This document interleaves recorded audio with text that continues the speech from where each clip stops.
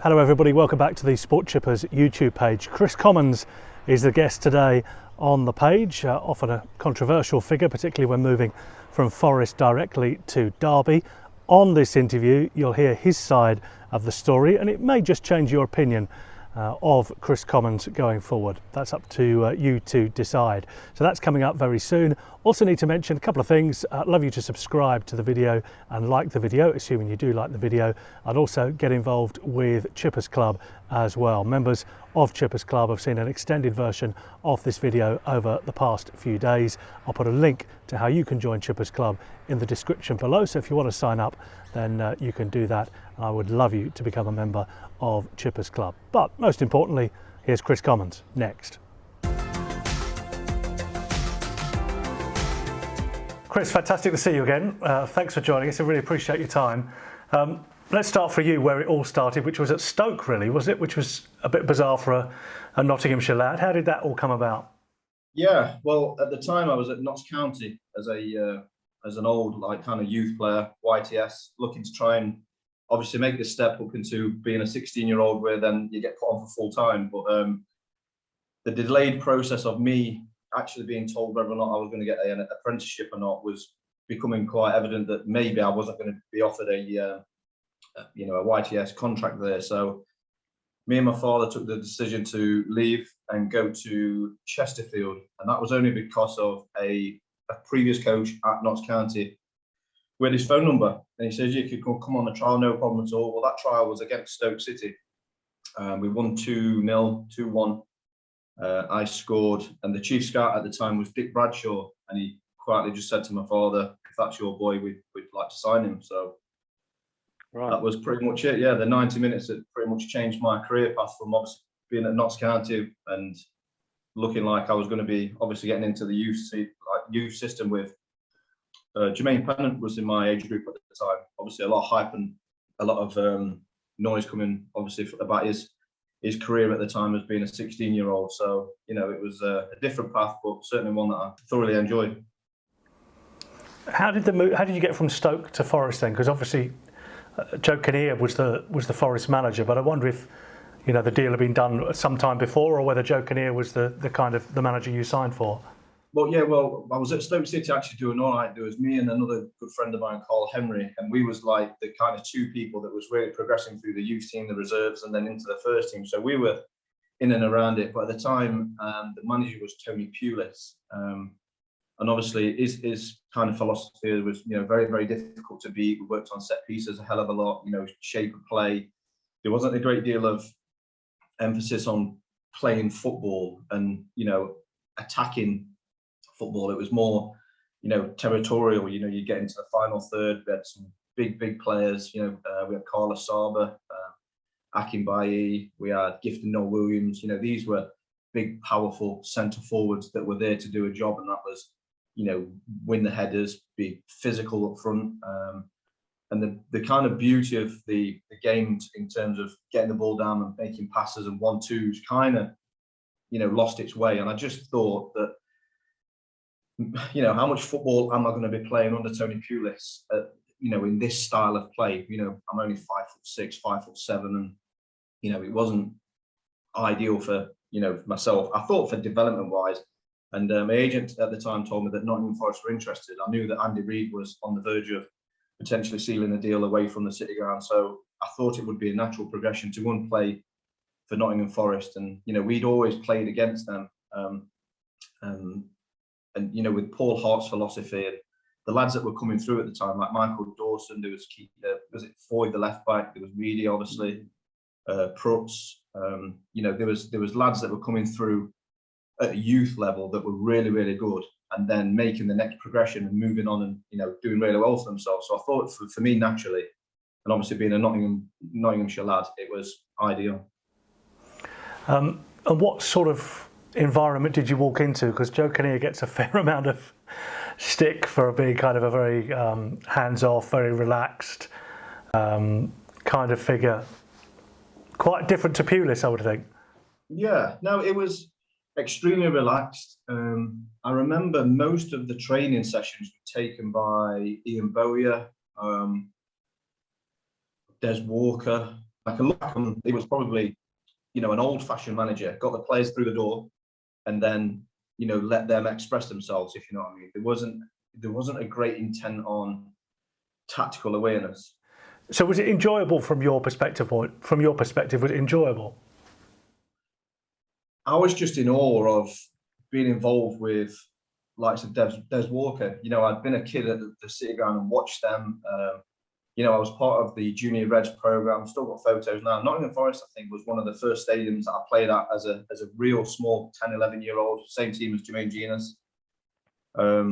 It was just seeing those, and I'd been a part of it was a summer camp. I'm sure it was like a week training at the City Ground, and you got the chance to obviously watch Nottingham Forest train. So the likes of Cloughy that was there, Teddy Sheringham, Ian Wone. There was players, Stuart Pearce. At this time, as a kid watching them play, and then having that opportunity then to train on the same pitches where they were then, I was just in like a bit of a dream bubble, really. I was just in awe and just felt so, I don't know, just so proud that I was there, if you know what I mean. No, it makes sense. Joe Kinnear obviously struggled after a while. I think you'd have come in the middle of his managerial spell, effectively. He'd done well to keep Forest up, and then it struggled in the Championship. And Gary Megson comes in, which is, again, is completely different style to Joe Kinnear, but perhaps similar to Tony Pulis. Is that fair? How did you find him to work under? Very similar, yeah. Very vocal on the side of the pitch, extremely determined in the sense that he didn't want to get beaten. Brought in players that wanted to run in behind. I remember Scott Dobie coming in. He wanted experience in the back, in the back four. Made quite a few signings that would try and change it. No, it was firm and strong. And I remember actually Wes Morgan saying, "Gaffer, can you just not shout as much on the sideline? It really does put me off." And the first game, he sat back in the dugout and he didn't shout anything. And we went behind. And then he said to Wes, he said, "Well, that's the last time I do that 45 minutes. I'm going to go back to what I usually do." Obviously, I had no impact on Big Wes. But no, it was vocal, noisy. But we had a good core young set of players that, if only would have stayed together for a few more years, I think it would have done a lot better. Because he was quite different, Gary Megson. He didn't mind different things. He was often quite critical of players publicly, and obviously he brought the fans in at Yeovil that time, at Hewish Park. How did that? What were you thinking when that sort of thing is happening, and what's the reaction of the rest of the team? It was strange because what, I actually got stretchered off in that game. I tried to stop a cross, and I was playing on the left, and I ended up snapping all my ligaments in my ankle. So I was actually sat down with crutches under my arm, watching and thinking, what is going on here? This is, I'm still learning the game, still, extremely, not experienced at all. And Gary Megson made it clear, these two supporters, you can't be critical personally, you can't dig anyone out, but just try and give them an insight, I think, of the commitments that you guys put in to travel from Nottingham down to Yeovil and then see that performance. And yeah, it was unexpected, and certainly something that's never ever been done or repeated again. But it made you realise, how much effort goes into being a supporter that does travel and spends money, days off work, away from the family. It did open your eyes up, but it was certainly a strange scenario to be in as a professional footballer, listening to supporters in the dressing room why the manager overlooked them. Yeah, bizarre, really bizarre. I guess he was trying to. He's trying to get something else out of the squad, was he? Or, trying something different, because at that point, seemingly not a lot was working. No, there weren't a lot that were working. And I think it was getting to the stage where, Gary came in and he said, you've got this, this history, this philosophy of, that you're a bit of a soft touch in you. You like to, play football all the time, nicey. And he says, no, we need to win games, we need to be resolute, we need to be strong. And, we used to work on so many scenarios where right back could just get the ball out his feet and zing it, just buff, miss the whole midfield out. and getting behind and be a bit more territorial as a team tactically like that. But we didn't really have the players for that, did you? No, I understood where he was coming from. I think he had great success at West Bromwich Albion, pretty much playing the same sort of way. But it was so, just a completely different to obviously Joe Kinnear. It was just. I don't know. I thought we had players in that dressing room that was crying out to get the ball down and play football. I thought we had some good, talented players that were not being utilised. He leaves eventually. Colin Calderwood eventually comes in after a spell of caretaker charge. You make the playoffs in that first season. There's the nightmare Yeovil game, but then the following season, obviously, there's the tremendous Yeovil game where you clinch promotion. How do you look at that kind of 2-year spell? Because I'm thinking that was probably your best spell as a player at the City Ground, wasn't it? Yeah, without a shadow of doubt. I think when Colin came in the Dave Kerslake, a great coach, wanted to get the ball down, wanted to play, try to. I suppose that's the first sort of, I would say, started to put his imprint on me of becoming more of a attacking threat. In the pockets, in the hole, trying to get him in areas of the pitch that would be a danger to obviously the opposition when I'm not even in possession of the ball. So he started to get on that, started to obviously be a bit more of a goal threat, assists and everything like that was obviously creeping up, and I was obviously getting more experience. But the devastating Yeovil game, and I don't think we conceded more than 2 or 3 goals in a game at home in the City Ground all season. So to concede that many on that night was just a real shock and a real disappointment. But obviously the 12 months after that, it made it so much better that we actually clinched promotion automatically, and obviously we didn't have to get into the playoffs and potentially lose at Wembley. So no, it was superb 2 years. Great time to be a part of a team. How difficult was it the following season to kind of get going again and come back for pre-season and hit the ground running in League One, given the desolation I would imagine that most of you felt and most people around the City Ground felt after that game? The disappointment, yeah. It's a strange one because I don't actually remember. Usually when you come back into a season, you arrive on the first day, you're all excited. It's new, fresh kit. Everyone's got suntans. Everyone's looking forward to starting pre-season. And we've done a good pre-season under Colin.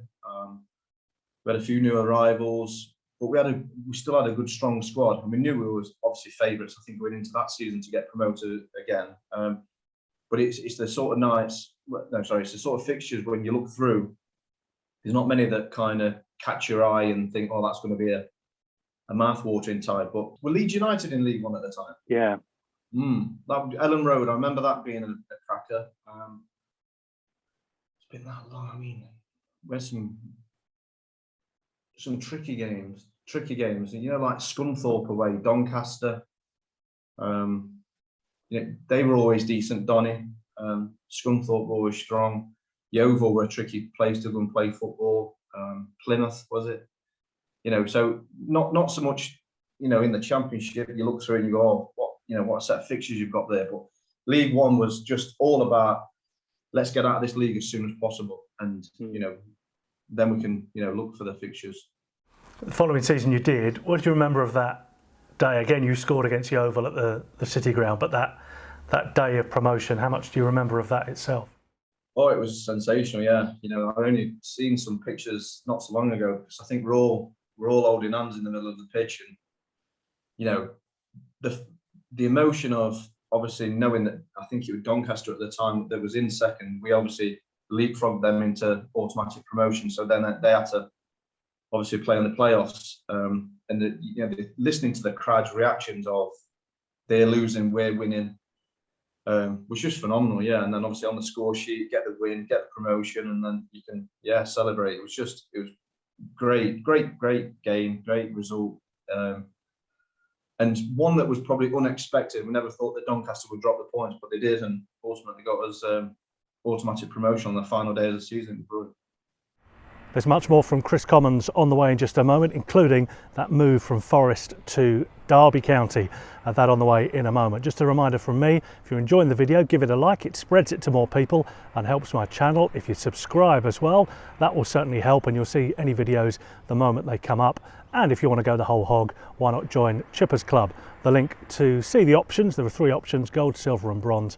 The link to that is in the description below. So have a look at that. And if you want to become a member of Chippers Club, as a few of you have so far, that would be great. You'll get to see the videos earlier and also at full length as well. Let's get back though to Kris Commons and that move across the East Midlands. So there was elevation to the Championship, and there was for you as well, because at that point you decided to move to Derby. Talk us through that controversial move, because it wasn't an easy move to make, I would not think, for so many people.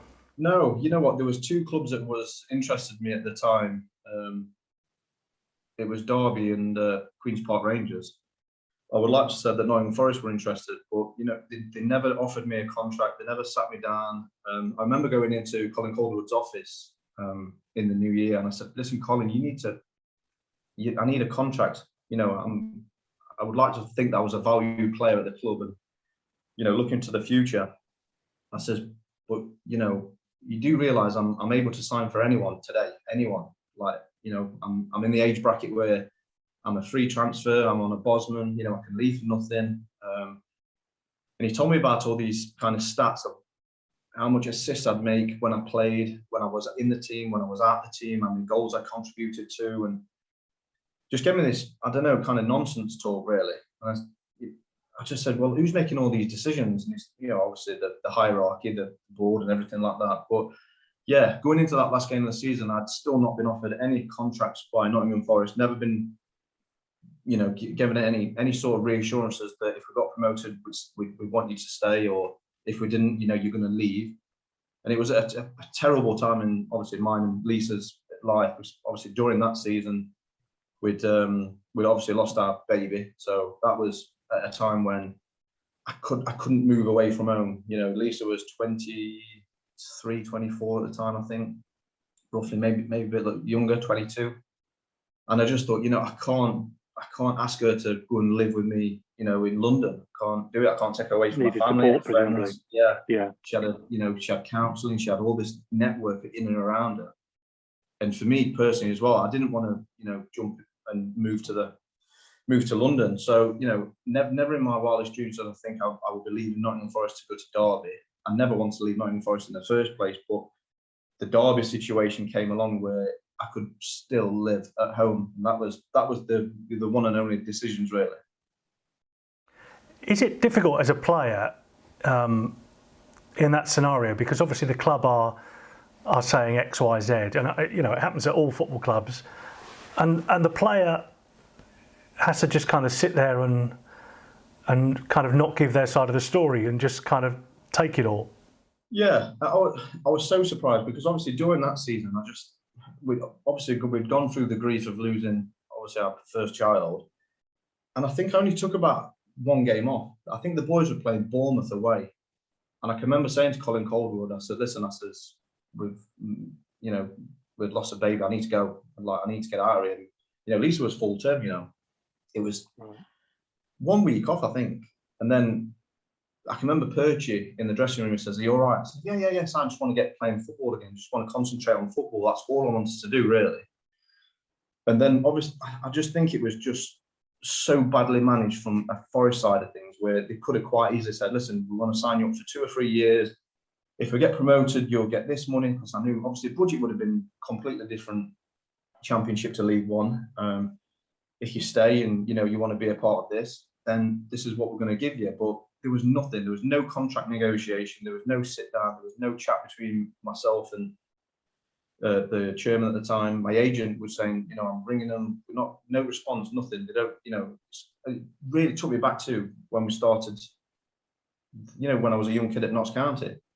I thought, if you're not going to give me a contract, if you're not going to offer me a contract, if you are diverting all your answers to, we're not going to give you one, then I don't think you want me. I didn't feel wanted. And I thought, for me personally, I should have never been in a position where I was out of contract going into the final game of the season. It was just ludicrous. In today's, football where, like I said, you could have signed for anyone in January.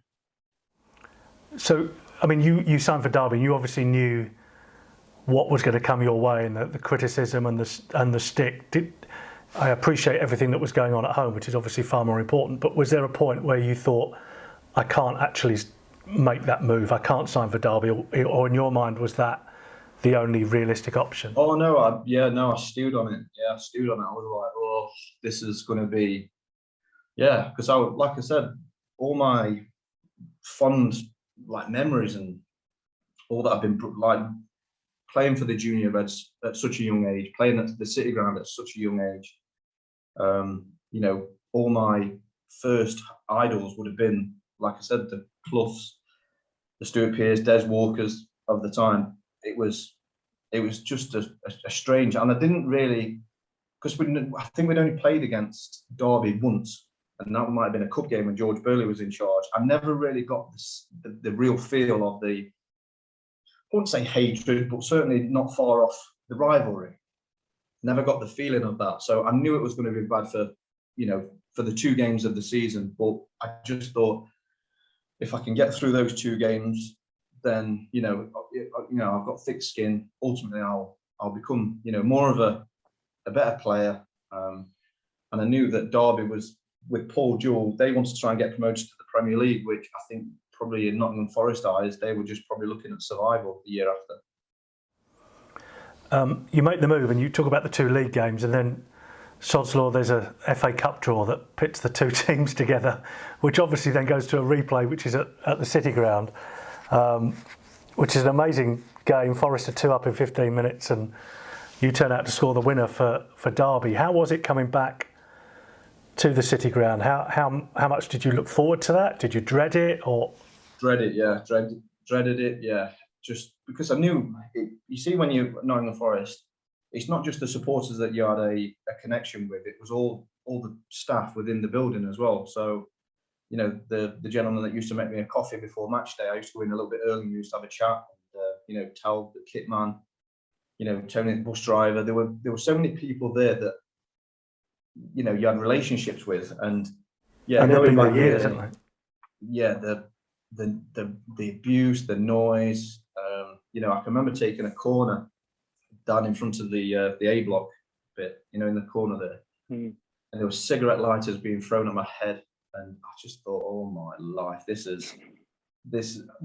thinking back, just get through these 2 games, but it wasn't. It was absolute abuse, and I kind of used it as not inspiration, but it burned fire in the belly, because I just thought, you've got no idea why I'm here. I didn't choose this. I kind of got what I felt like I got put in a position where this was the choice from the family reasons. It wasn't anything to do with footballing reasons at the start.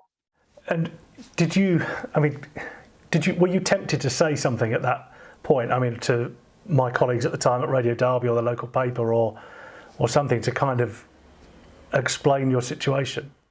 No, not really. No, I just always happy to take it and move on, kind of thing. Yeah, take it and move on, because I don't think any whatever I'd said, I'd still done the switch, So, but the things that went through my mind as well, obviously the people before me that did it as well. There was a long list, and you can talk about the Clough era, but I think was it John McGovern, John Robertson, who else? Robbie Earnshaw, Stuart Pearce. There was players that I thought, they've done that, they've done it and moved on, and ultimately that there was many more that came after me as well. But yeah, it was a nightmare to go back to the City Ground. Didn't like it at all. I remember actually there was one game where Cloughie dragged me off at half time because I was playing so bad. But yeah, it was just tough going back to play there, because I knew the amount of abuse that I was going to take. And because there were stories about tattoos, you'd got Forest tattoos that had got marked over or something, or Derby tattoos. I mean, there was all sorts of stories going around at the time. I've got plenty of tattoos, but no, there's no tattoos. You're at Derby and you have a pretty good spell at Derby. It worked out pretty well for you, the move. Yeah, no, it was brilliant. I mean, when I first went through the door at Derby, they was investing heavily. You know, they were spending a lot of money trying to get promoted on the first attempt. So there were some good characters in that dressing room. Some good players. And then I think when the change came, when Nigel Clough came in, I think he was told, we need to cut the budget. We need to, really think about the personnel that's there. There were a lot of players on big money that they tried to get rid of. But we're a relatively stable team in the Championship. And, I think not far off, probably one or two players away from getting into that playoff spot, just before I left. So no, it was a great time. We had memorable nights and good victories and great set of lads, great supporters. So yeah, I couldn't fault it at all. And there was the Manchester United game famously as well. Perhaps was that the highlight from your point of view, or maybe scoring the winner at the City Ground might have been? I don't know. No, the Man United goal was without doubt one of the best ones. To play against them sort of players, and I think when I really got into football, the class of '92, the lads at '92, '93, '94, them sort of players, Paul Scholes and Giggs, Neville's, Beckhams, all them sort of players that you started watching and thought, geez, these are a real team. So without a shadow of a doubt, playing against them, being able to obviously score, win the match, and then the icing on the cake was getting Paul Scholes' shirt after the match. So perfect. You've still got it? Still got it, yeah. Got it signed, yeah, framed up. So fantastic. Moving from Derby up to Celtic, did that feel like, Forest and Derby are obviously big clubs at the moment in the Championship. Did that feel like moving a step up in terms of profile, exposure, like a goldfish bowl, if you like, in Glasgow?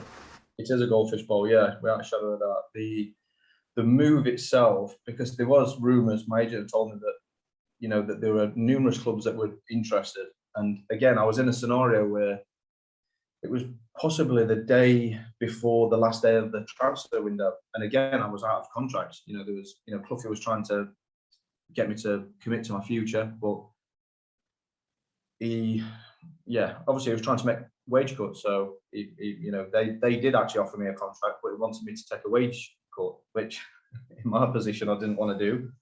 I knew there was clubs out there that wanted me, and yeah, I ended up moving. And yeah, it was strange. Did training at Moor Farm.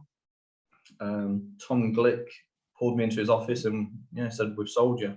We've sold you to Celtic, and if you want to get your gear, you can go and leave." And yeah, got on the phone straight away to my agent. I says, "Have I been sold? Is this correct?" And he went, "Yeah, I'll pick you up and we'll go to the airport tomorrow morning." And that was it. There was no kind of, I presume you could have turned down the move, but it was kind of done and dusted without your knowledge. Yeah, really. Oh no, yeah, no idea. Just training into the building. I got told, went on the phone, "Is this true?" "Yeah, it's true." And then it was gone from training, getting ready for the game at the weekend. Because I think it might have been a Wednesday or Thursday. So we was just obviously getting ready for the weekend. But yeah, black bin liner, cleared out the locker, went back home, told Lisa, who was heavily pregnant at the time. So we moved in the back end of January. And within 5 weeks, our second child was born. So yeah, he was born in Glasgow. Wow. Talk about the glamour of being a footballer and playing in front of 60,000 and, the adulation, the money, everything else. But when things like that happen, you kind of think that is quite difficult, and I know things are taken care of for you, but it's quite difficult to suddenly uproot and, move, a few hundred miles up the road. Yeah, well, I said we're moving to Glasgow, and Lisa said, "Where's that? How far is that?" I said, "Yeah, it's a long way. It's not around the corner." Well, I had no idea. I'd watched obviously Celtic games on TV, but not massively. Didn't really know the true history of the club. I knew obviously Celtic Rangers were in my eyes, similar to Tottenham Arsenal or Forest Derby, El Clasico sort of, a very, very heated football match. But it's different up there. It's nothing like a normal derby. It's breathtaking. Is it enjoyable, or is it something to be fearful of? Yeah. Yeah, it's that bus journey to Ibrox, playing at Ibrox. Yeah, but I played in cup finals for obviously Celtic against Rangers and been beat at Ibrox. But the intensity, the rivalry, it's like Super Bowl week. It's the build up is massive, and everybody in Glasgow feels it, either blue or green. It's an insane amount of passion that goes into that team, and it fires you up, definitely. I made a list of what you won at Celtic: 5 league titles, 2 Scottish Cups, a Scottish League Cup, top scorer in Scotland with 32 goals, PFA Scotland Player of the Season, Scottish Football Writers Player of the Season. It's fair to say it suited you. Yeah, it was all right. That was that 2013 season, 2014? Yeah. No, that was a good season, but we had a terrific side. We had some good players. The lads that were coming through, we had a good goalkeeper in Fraser Forster. Arguably one of the best defenders of all time, Virgil van Dijk. So, we were pretty comfortable at the back. It gave me the license just to be in positions all the time to be scoring goals. And it was just a sensational time to be a part of it and to mix into that, the experience that you gain from obviously international football. We started playing well in the Champions League. We qualified for the last 16 of the Champions League.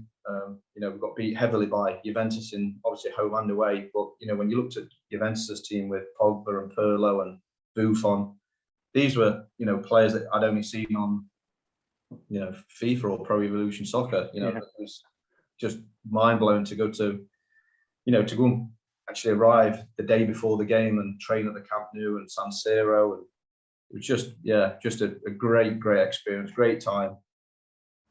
I was going to wrap it up, but it just occurs to me when you're talking about playing at the San Siro and the Nou Camp in the Champions League, and we started by talking about whether Notts County were going to offer you a contract and you weren't certain. If you could have said then, this is what I'll end up doing, what would you have said? I'd have gone, yeah, you've done all right there. How have you managed that? Great fun chatting. Good to see you again, Kris Commons. Thanks so much for your time. I appreciate it.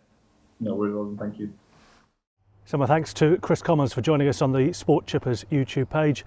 If you found it interesting, if you enjoyed it, then click on like and subscribe. You'll see much more going forward, and that helps spread the videos to even more people. I need to thank my gold members on the Sport Chippers YouTube page. If you sign up for gold membership, you get thanked on each and every video. So gold members this week are James Sorden, Thomas Newton and Mark German. If you want to become a member, I will stick the link in the description below, and if you want to and you feel able to, you can subscribe and become a member of Chippers Club going forward. There'll be more videos on the way over the coming days, but for the time being, from sunny Sydney, goodbye.